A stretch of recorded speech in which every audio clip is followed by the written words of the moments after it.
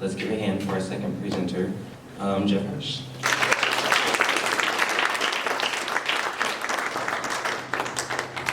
Thanks, guys. A little shorter than he is. I want to thank Ryan Stanley and the Kranzberg Arts Foundation team for inviting me to be part of this discussion. I am honored to share this stage with these two talented photographers. Today, I would like to talk about, travel photography, storytelling, and finding human connection. The great Jay Mizell said that all good photographs need three essential elements: color, light, and gesture. And while I agree that those three elements are absolutely necessary, I also think that there's a fourth aspect. Let's call it story, that elevates a photograph from mere beauty to something greater, especially when it comes to travel photography. What Ryan and Theo are doing with their photography goes way beyond environmental portraiture. Their work has a storytelling or documentary element to it that imbues their images with meaning and connects us, the viewers, with the human experiences that they are documenting. As a travel photographer, I believe that same kind of storytelling is essential for bringing alive a foreign place or people or culture. I want the viewer to look into the eyes of my subjects and be able to imagine what their entire lives are like. Without a story or narrative element, you're just looking at pretty pictures. And there's nothing wrong with that, mind you. I don't want to sound snooty about that sort of photography, and I've certainly made many images for beauty's sake alone. But my experience has been that images without some sort of story element don't tend to hold the viewer's interest nearly as long as those that do. For every one of my photos, I can tell you when and where and how it was made, but more importantly, I can tell you why I made the image and what it was that drew me to the scene in the first place. And I think that's one of the most important conversations to have with yourself as an artist. What is it that caught my attention? As I like to say to my photo students and the guests on my photo tours, pay attention to what caught your attention. Watch yourself watching the world. If you stop to make a picture, it's because there's something in a scene that caught your eye. I'm always asking myself, what is that thing? Why is it interesting to me? And what do I have to say about it? What's my own unique perspective on this moment? And that's all part of finding your authentic voice. Now, this act of observing the observer isn't easy for most of us because it requires that we step back from our own perceptual process and watch ourselves while we're already in the act of watching the world. And that can be particularly difficult when you are entranced or intrigued by what you're seeing through your camera's viewfinder. It's hard to step back and get that kind of distance from your own internal process, but I encourage you to try it the next time you're out in the field. Pay attention to what it was that caught your attention. And when you figure out what that is, lean into it and let it guide you to the stories that you want to tell. This kind of self-awareness is what leads you to finding what it is that you have to say to the world and how you want to say it. Authenticity is our ultimate goal as artists. Find your own voice and learn to speak with it. As a photographer, if you spend enough time carefully observing humans in their natural habitats at home or abroad, you end up as something of an amateur wannabe anthropologist or primatologist. You are at the very least a dedicated observer of the human animal and all its quirky behavior.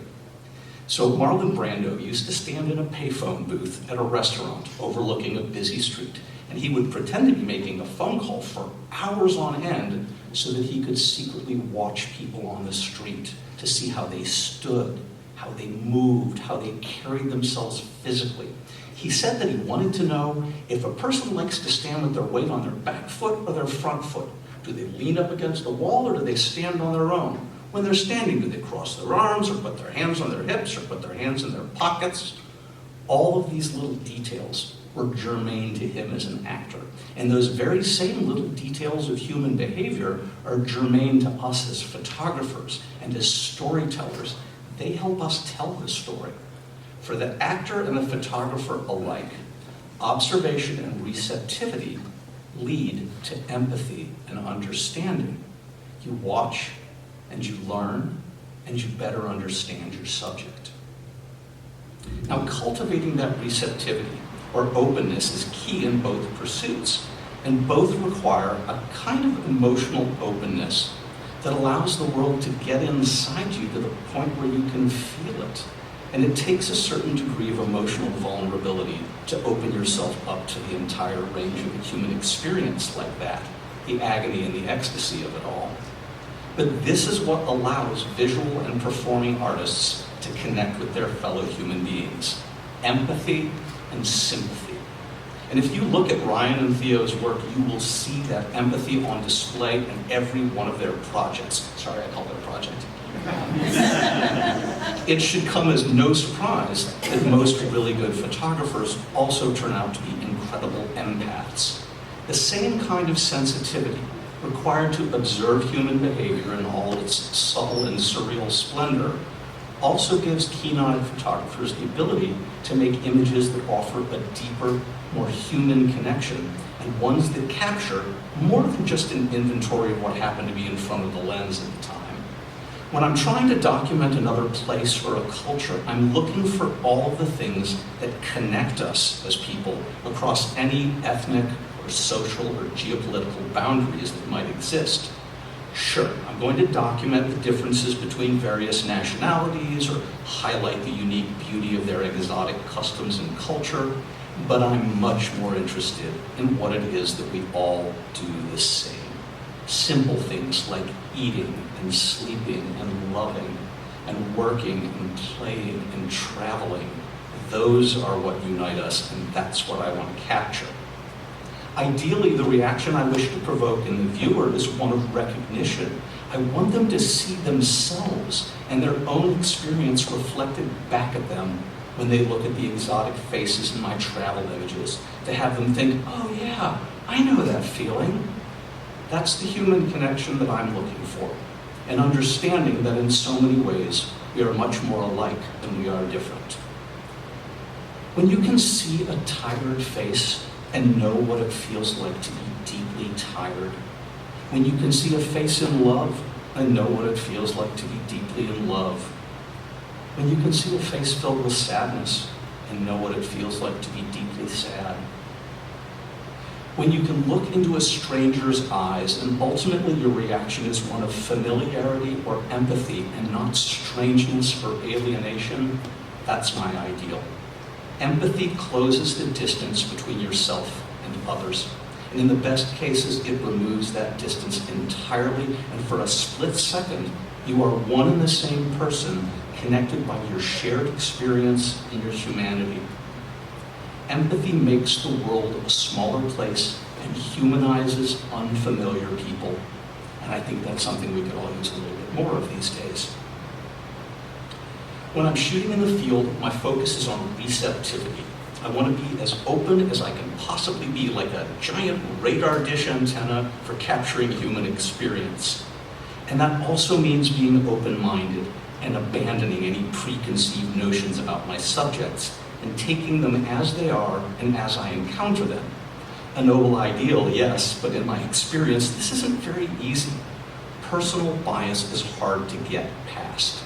But if you can manage to get beyond all that psychological and cultural and social baggage that you carry, you can be that much more open to the world as it truly is.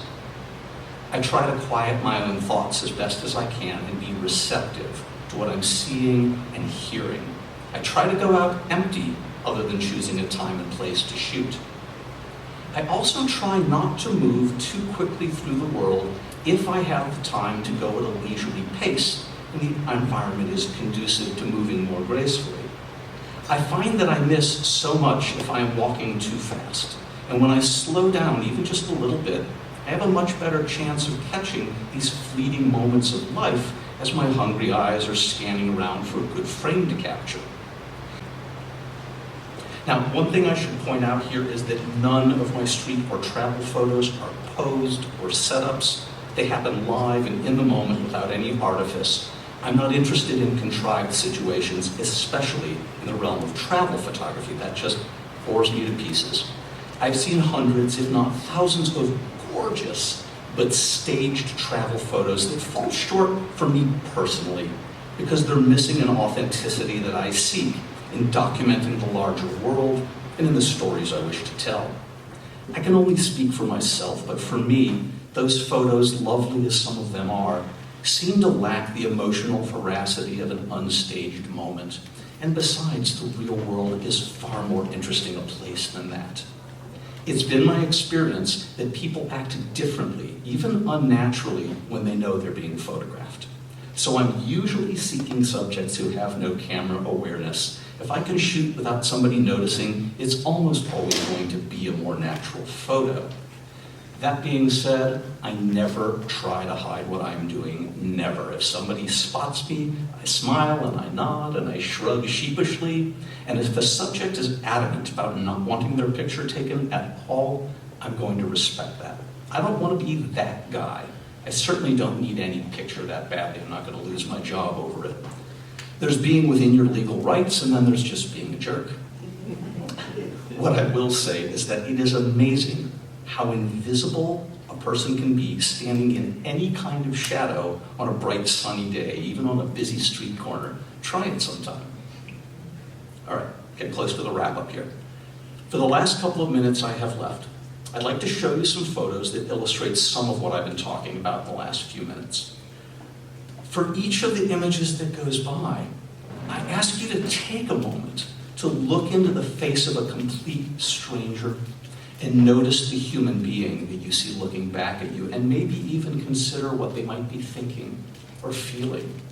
When you look at them, do you say joy or sadness or anger or wonder?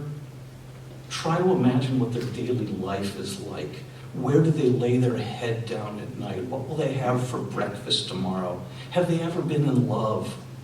Step into their worlds for the next 2 minutes and try and see yourself in their shoes.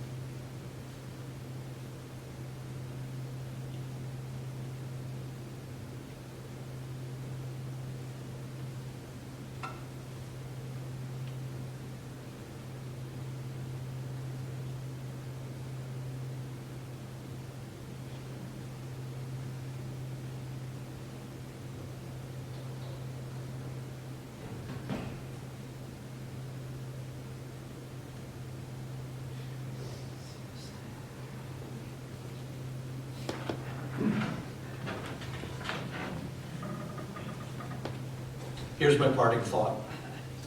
I urge you all to tap into that empathy that each of you have. Make yourself open and receptive to the world and try to recognize the humanity of everybody you meet and use that recognition to close the gap between yourself and other people. Thank you for your time and your attention today.